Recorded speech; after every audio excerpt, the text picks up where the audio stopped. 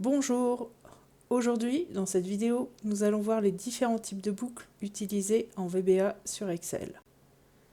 Si vous ne savez pas comment répéter une action plusieurs fois dans vos macros, cette vidéo est faite pour vous. Let's go!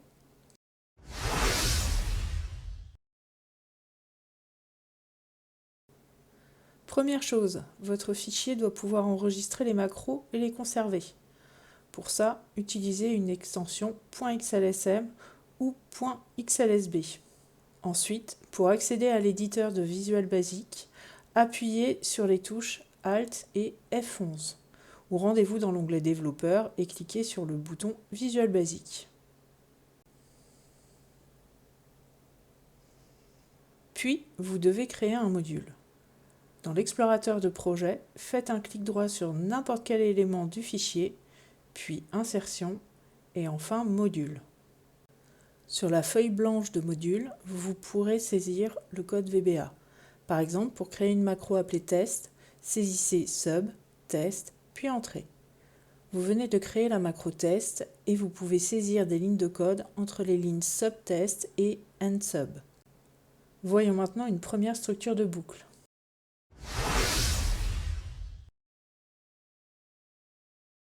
Les boucles do loop exécutent un code tant que la condition d'arrêt n'est pas vérifiée. On l'utilise généralement avec un compteur qu'on incrémente avant l'instruction loop.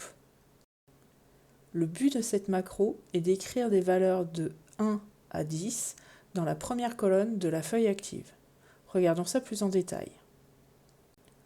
Tout d'abord, on déclare une variable qui va nous servir de compteur pour les lignes et les valeurs à écrire.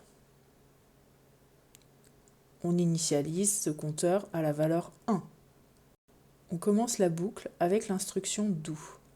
Avec while, on précise que cette boucle se fera tant que notre valeur i est inférieure ou égale à 10. Dans chaque cellule AI, A1, A2, etc., on écrit la valeur de i. Surtout, avant de terminer la boucle, on incrémente notre compteur. Si on oubliait, i vaudrait toujours 1 et la boucle ne s'arrêterait jamais car i ne dépasserait jamais 10. Enfin, on répète la boucle avec loop. À partir du VBA, on exécute la macro en plaçant le curseur dans la macro et en appuyant sur F5 ou la flèche de lecture de la barre d'outils. Vous pouvez voir qu'on obtient le résultat attendu, des nombres de 1 à 10 dans la plage A1 à 10. Faisons la même chose avec une structure légèrement différente.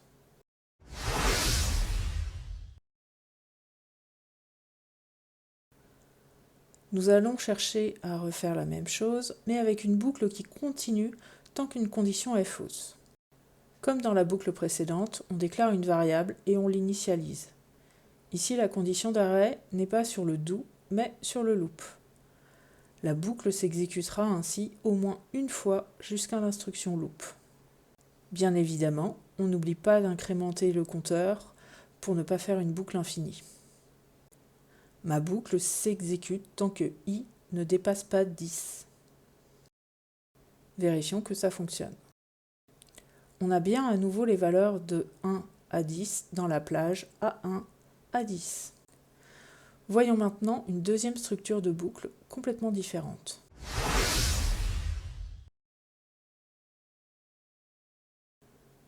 Les boucles for, to, next démarrent d'un nombre et s'arrêtent à un autre.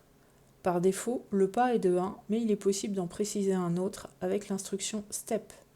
Par exemple, -1 pour parcourir une liste à l'envers ou 2 pour sauter une valeur. Dans cet exemple, je veux parcourir des cellules d'une plage de la première à la dernière. Les cellules en position paire seront mises en bleu, les impaires en rouge. Examinons le code de plus près. Je commence par déclarer deux variables, un compteur de type entier et une variable de type range qui me permettra d'alléger mon écriture. Je définis sur quelle cellule portera ma macro. Si cette plage est amenée à évoluer, je n'aurai à la modifier qu'à cet endroit. Je commence la boucle. La variable i est initialisée directement ici. Elle démarre à 1. Elle s'incrémentera de 1 par défaut et s'arrêtera une fois que i atteint le nombre de cellules de ma plage, ici 15. À chaque itération de la boucle, on regarde si i est pair ou impair. Si i est pair, en le divisant par 2, il reste 0. C'est à ça que sert l'opérateur modulo mod. Si i est pair, la cellule est mise en bleu, sinon en rouge.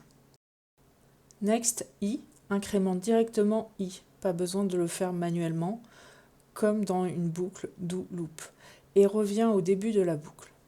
La boucle s'arrête quand la valeur suivant le terme to est dépassée, c'est-à-dire ici le nombre de cellules de la plage plus 1. En exécutant la macro, on peut voir le résultat. Essayons maintenant de parcourir une collection d'éléments avec la boucle for each.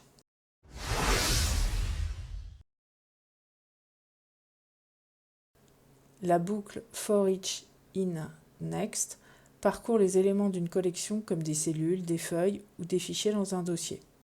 Dans cet exemple, je vais parcourir chaque cellule d'une plage et mettre en jaune la cellule si sa valeur est supérieure à 5. Pour commencer, je déclare 2 variables de type range. L'une sera mon compteur, l'autre la plage à parcourir. Je définis ma plage de A1 à C5. Je démarre la boucle. Je vais parcourir chaque cellule dans plage. Pour chaque cellule, on regarde si sa valeur est supérieure à 5. Si c'est le cas, on la met en jaune. Sinon, il ne se passe rien. On passe à la boucle suivante. On peut maintenant tester. Maintenant que nous avons vu les différentes structures de boucles, passons à un exemple sur une boucle sur les feuilles.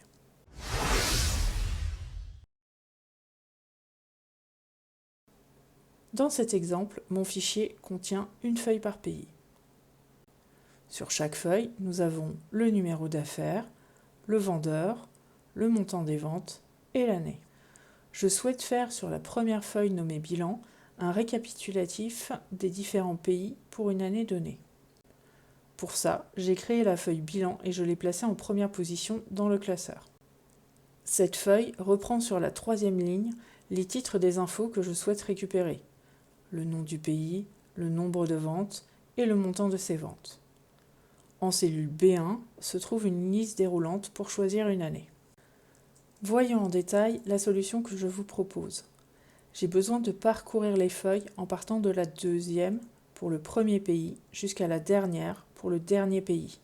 J'ai choisi une boucle for to, mais il est possible d'en utiliser d'autres. Je vous laisse essayer, n'hésitez pas à poster les résultats en commentaire.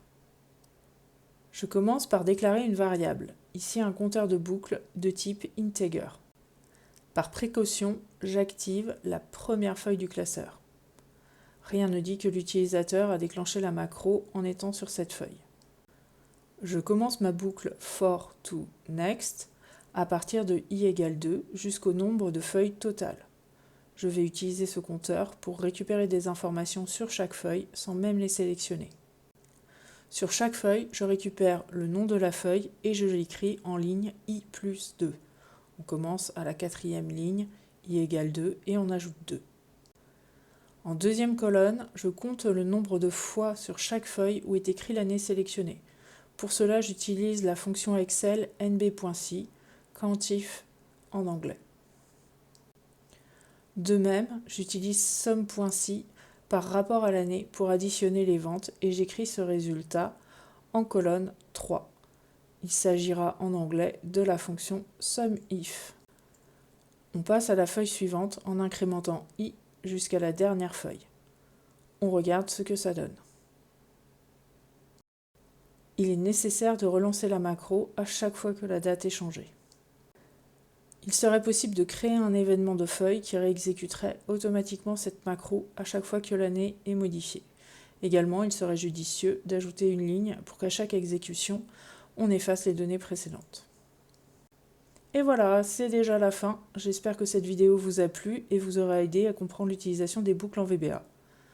Je vous laisse des liens vers les fichiers d'exemple en format XLSX sans les macros par sécurité. Le texte des macros est disponible dans un fichier texte séparé. N'hésitez pas à laisser un pouce bleu et à vous abonner. À bientôt sur Dragon Excel.